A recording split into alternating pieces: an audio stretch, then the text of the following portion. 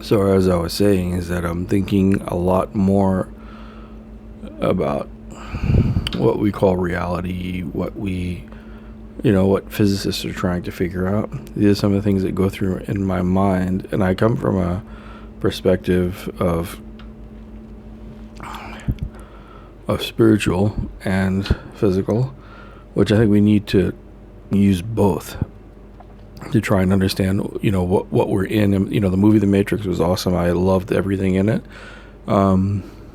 I just think that there's this fascination with the idea of having a Jesus-like character, like a hero of some sort. I think that humanity is desperate for a hero, and we're constantly making so many movies and so many scripts and stories that have this idea of of the hero or the heroine these days, someone to kind of come and save the day, and if you look at the character, which is almost Christ-like in nature, in some of these movies where you have people, like even the superheroes like Superman and all these guys, and Neo from the Matrix, they all have very similar qualities to the miracles that Jesus did and performed, and many other great saints and stuff like that. And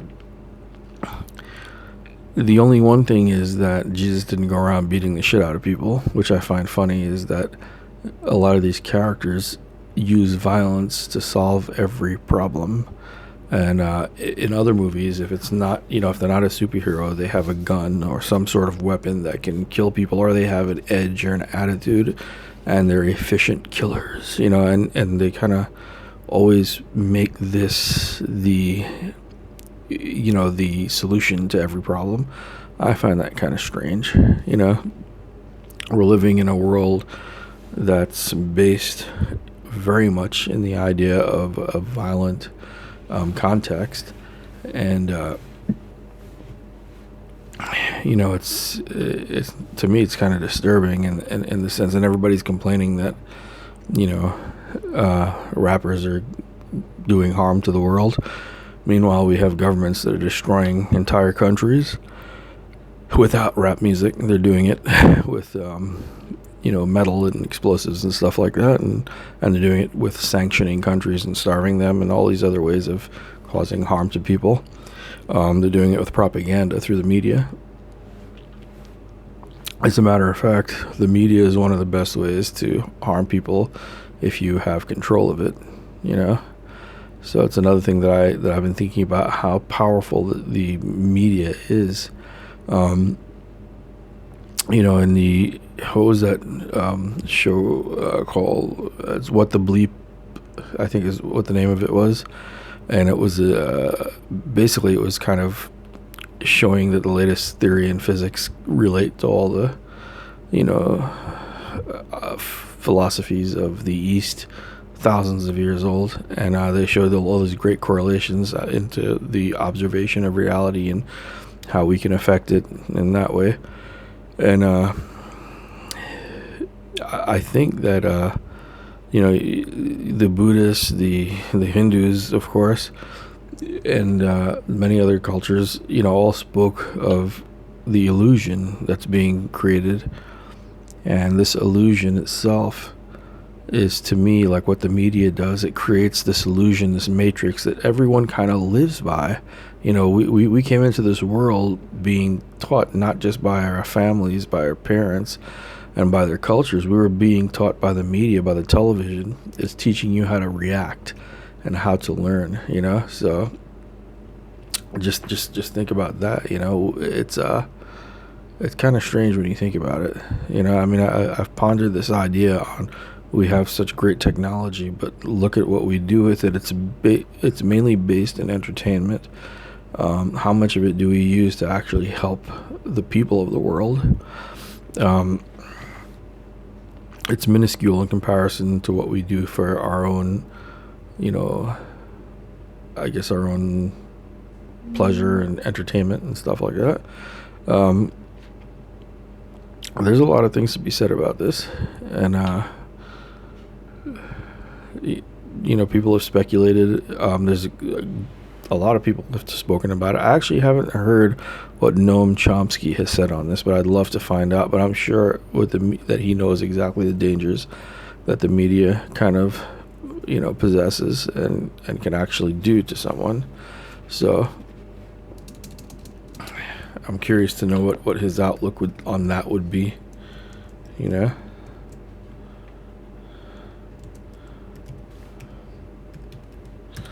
So maybe we'll find out at some point. It's weird. I was thinking about this before. Is that on YouTube, a lot of the people that are getting the majority of the ratings here are the people that really talk about silliness and nothing. Kind of like that show that was a lot of the hit shows on TV. The ones that make the highest ratings are the ones that talk about nothing, and it's just pure comedy, pure laughter without a message in it. Not everything has to have a message.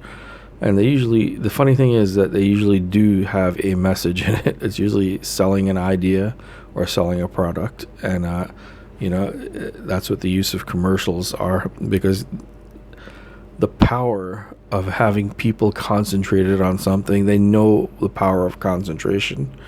They know if they have you in a good mood or very interested, they have you at the peak of your concentration, that if they throw a commercial at that moment in that time, you'll remember everything: the sight, the sound, the feeling.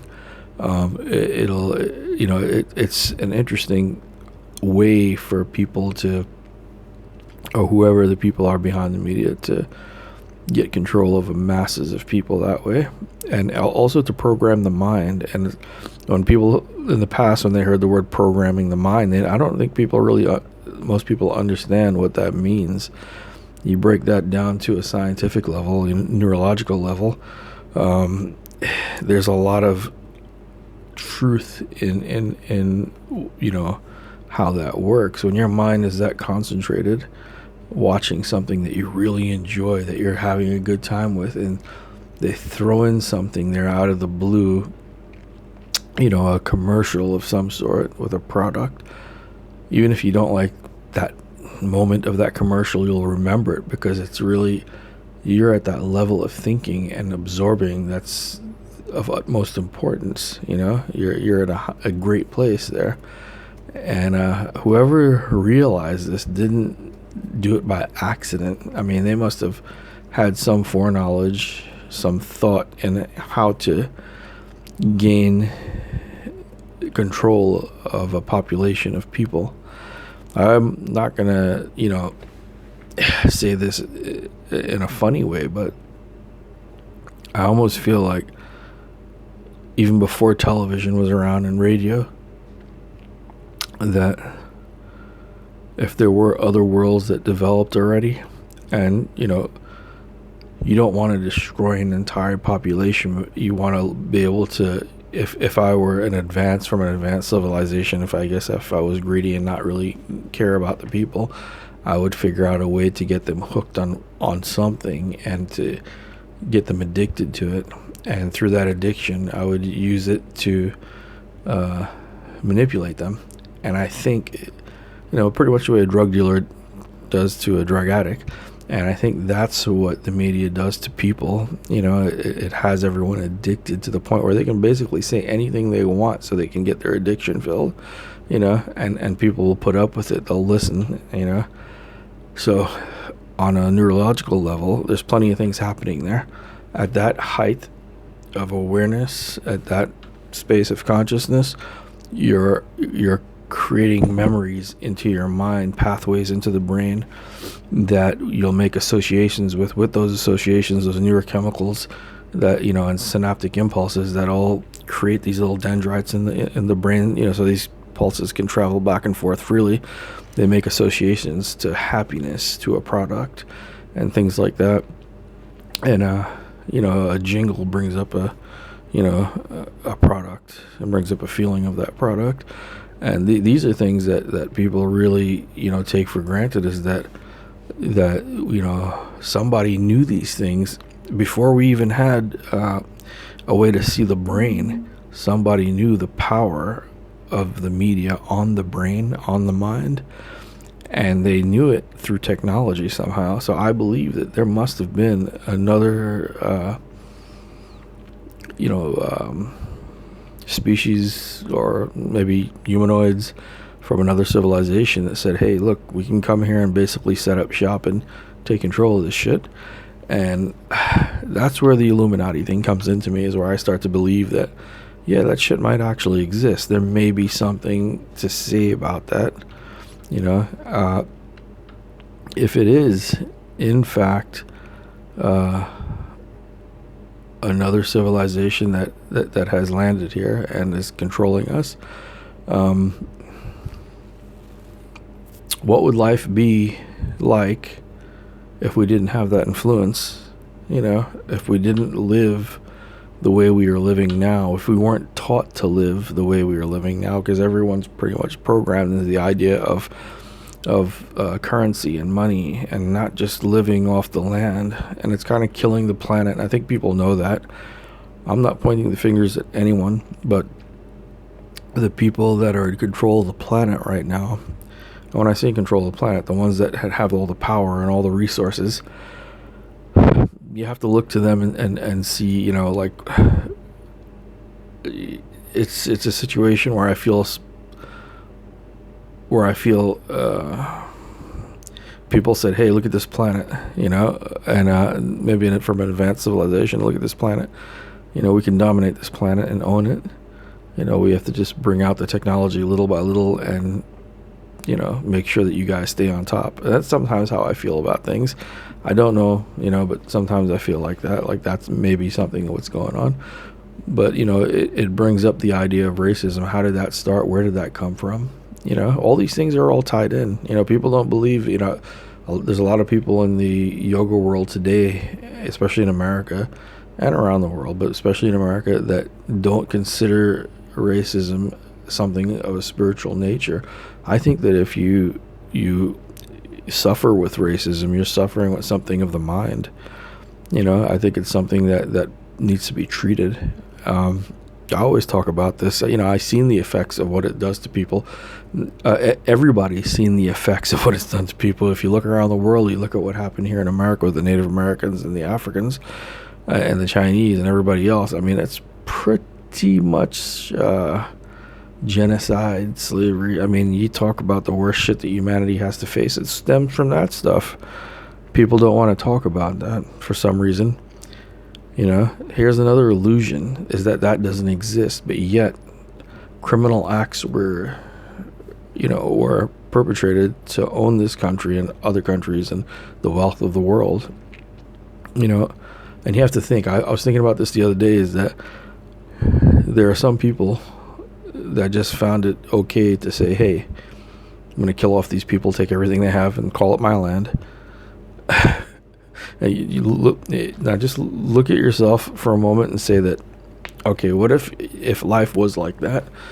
Do you think you have it inside you to say, okay, I want that apartment next door, I want to go there and just kill off that family, whoever they are, and just take their apartment and call it mine? As a human being, do you think that would actually go through your head? Do you think you're capable of that as a human being? I find it hard to believe that any human being, I don't want to say in their right mind, but any human being in humanity could actually think of doing such a thing and pulling that off. What possessed these people to do certain things like that? Don't get me wrong, I love the technology we have. I have a lot of fun with it. I think a lot of people do, and also they're doing great things with medical technology. But there's, to me, there's a dark, almost horror-like nature to racism, and it's almost like, for people that have faced it on a certain level, it's almost like Night of the Living Dead, where these zombies come after you and all they want is your brains, and it's so weird that if I'm making the correlation, because the media is the same thing. They want to control your brains, and they want to eat it. In other words, like the zombies want to eat brains. So I found that really weird that George Romero had that idea, and it's been around ever since, So who knows? It's just me speculating, just me thinking about things like that. So I have a lot of things that I talk about. Now, every time I do a video and I talk about anything that deals with racism, there's always a lot of hate that people throw at me. And I always say that, you know, the only reason they're doing it is they're looking for an excuse to do it. And usually when you talk about racism, you can use, everybody finds that, especially if you're a dark-skinned person, people are used to the idea of being able to attack that person if they talk about it.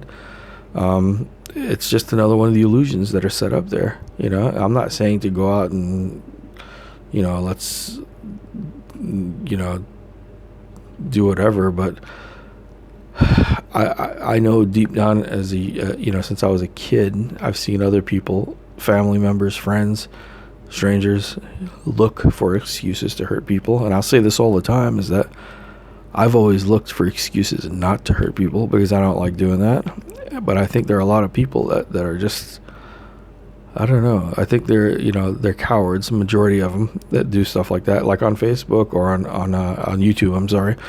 On YouTube, when people come out and start saying things and then they want to be derogatory towards me, they don't put up profile picture or any information about who they are.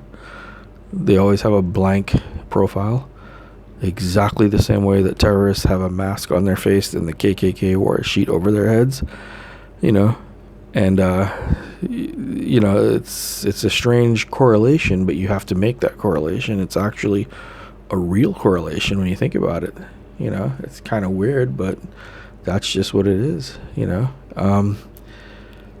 There's a lot of different things, you know, aspects, because a lot of people are used to talking about something. And if they talk about, let's say, racism, they'll talk about psychology. Not really, they don't even want to bring psychology into racism. They talk about social situations.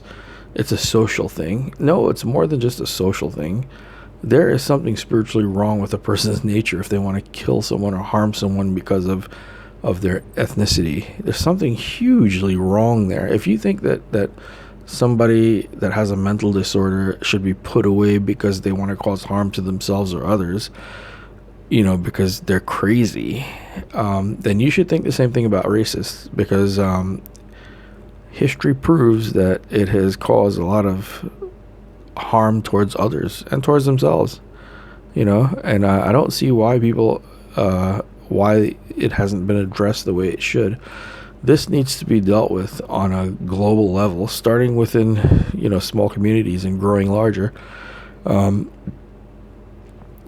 This is, like I said, it's a spiritual thing. We will not evolve as a species if that type of thinking is allowed to be here, you know. If people keep allowing that to happen, I believe that the human species will wipe itself out. There's no doubt in my mind about it, because it's almost like a cancer. It's eating itself, you know. It's like human killing human, you know. It's like your body attacking itself. You know, you can look at it also like a virus in a computer. You know, there's so many different analogies you can make to this. I don't know. I've speculated on these things for so long. It's like, you know, it's something that I'm actually writing a book on, also about my life, and I'm talking about basically similar things to what I'm telling you here now, but in a much more autobiographical way, and about my life and what I've discovered from a young kid to a young man and to you know, a fully grown adult, and to a middle-aged man as I am now. And you know, getting my education in my 40s is hard, but I grew up tough. You know, I grew up in a very tough time, in a very tough situation, and I don't know if that made me tough, or if my spirit is just that way. I think it's my spirit. I think I have a very strong, powerful spirit. And you know, I started back at school at the age of 40. I'm 46 this year in May, and I'm getting my 3rd degree, and it's all in behavioral science. And I think I'm probably going to go for a masterate and then a doctorate in behavioral science, maybe in psychology or sociology. I'm not too sure which one, somewhere along those lines, because I think there's a lot of work that can be done there. And this is something I'm actually really excited about. You know, it's something that fascinates me.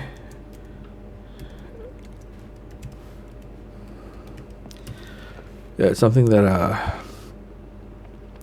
I mean, if I had another chance when I was younger, I would have definitely gone into theoretical physics, because that was my first love, astronomy and physics. I guess because the way life played out for me, I've kind of had more of a need for the science of behavior, I guess. And I think through that alone also, everybody can find their way through their own illusions, and whether it's through theoretical physics, or it's through doing a mantra, or it's through doing art, whatever it is, whatever form you have. I think that's good enough. Everybody finds their own way. I totally believe that, and that's where we get back to where some of the other videos I made where I speak about the influence that Krishnamurti had on Bruce Lee and many other great people. And it's pretty sad. I can understand from Bruce Lee's perspective that he became a movie star when he was a martial artist. He came from a very strong background of street fighting and stuff, and especially in China, they're ruthless over there in certain aspects, especially with the gang stuff. And he was above that. I really believe that he was more, of a spiritual intellectual, a very, very much of a pioneer. I wonder, what he would have been today, but his legacy tells you a lot, how far ahead of his time he was. The entire UFC, I believe, pretty much adapted his way of fighting, with no way of fighting, and using everything, and it's using what you have, knowing who you are and what you can do. And he's totally right, and Krishnamurti wasn't a fighter. Very intellectual and spiritual guy, and or being, and he had the same thoughts. Now you have to put that into perspective and wonder, how can Krishnamurti and Bruce Lee, one guy, they're totally different types of people, right? But yet they have the same understanding. How can that be? One guy is extremely old and fragile. Looks like he can his head will just fall off of his body, Krishnamurti. You have the other guy, Bruce Lee, looks like he can punch a hole through a brick wall, and it's like one's, can. There's such different personalities, different physical beings, but yet the mind, the understanding became very similar, and one had an influence on the other. Who's to say that if Krishnamurti would have read some of Bruce Lee's things, wouldn't be influenced by him, So I think that I don't want to give credit and say, oh, Krishnamurti was the smartest guy in the world. He's Indian, and that's why Bruce Lee thought that. No, I don't want to say that. I think Krishnamurti, as an individual human being, had a lot to offer. And I think that Bruce Lee, as an individual human being, had a lot to offer also. That's why I said that Krishnamurti, if he understood and knew who Bruce Lee was and studied some of his ideas, he might have gotten something from him also. That's how I look at life. Even the people that I don't get along with, there's always something that I can come to an understanding with from that, and it's the same way that let's say a military strategist will study their enemy. Same way that's they learn from those observations, and that's why I choose to be more of an observer in life.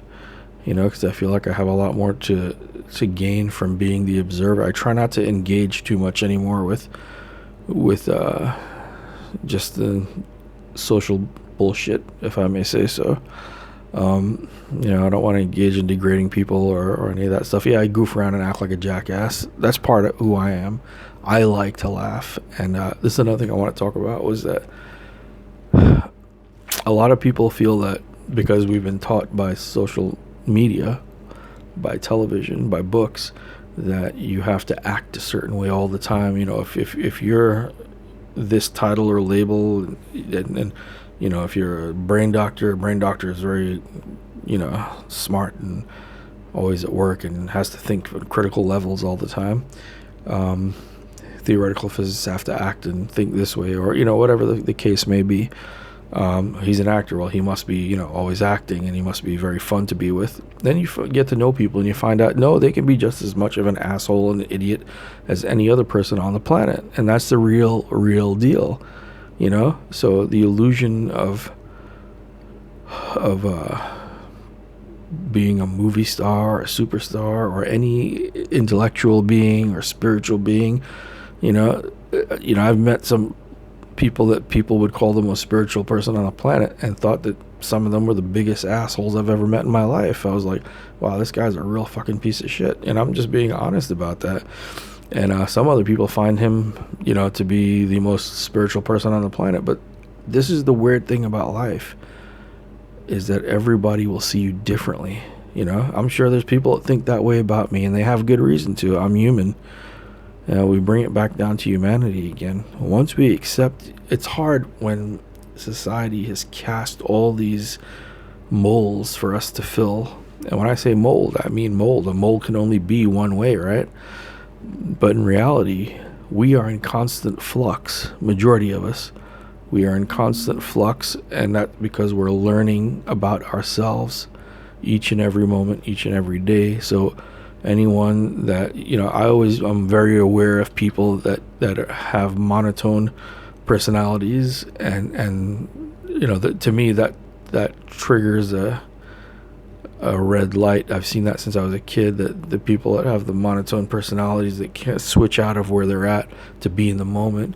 You know, they're always walking around like Clint Eastwood, no matter where they're at. It could be a child's birthday party and they still have the Clint Eastwood look, or the Terminator look, or whatever, you know. But I think that we're in constant flux all the time, and that when you get in tune with that to other people that are caught up in the whole fitting the mold thing, you look strange, because it's like that's out of the ordinary for them. I like to, you know, to have my time where I can think and go beyond the areas that I have to be in to, you know, fit into society in a sense, which I'm not saying that I have to fit in, but, you know, you have to be, there's always a certain amount of expected behavior, and I don't always fit that mold, believe me. And just like other people, you know, they don't always fit the mold for every part of their life either. Some of us differ in these ways. You know, you can take this to a whole nother level also. I mean, you have also the criminal element of the human being, and I can say that, you know, there's reasons behind why people do things too. You know, everybody says, you know, some people that are very religious say that killing is bad and this and that and blah, blah, blah. And then you have, you know, the police that have to do it, or the people that have to do it to survive, or the people that make you think that the army has to do it for us to live here perfectly and safe. You know, you have all these different aspects of these ideas. So it's very confusing for people that are taught as a child, you know, like by Jesus, you know, you should be forgiving and this and that. But yet at the same time, when we go to war, it's, you know, in the name of God, we're going to kick the shit out of your entire country and kill everyone. And, you know, it's like, how do you fathom that as a human being? And then you have to put everything inside of you at bay, and basically adapt somehow to something that, you know, deep down inside of you feel it's wrong. I think that anytime that human life or any life is being taken, I think there's something wrong there. There are instances where you may have to do that, but, you know, it's a whole nother story. But I'm just putting all these things together because there's so many different aspects of who we are as human beings, and why we do the things that we do. And the more that I think about it, you know, if you look at animals themselves, they are not as complicated as we are.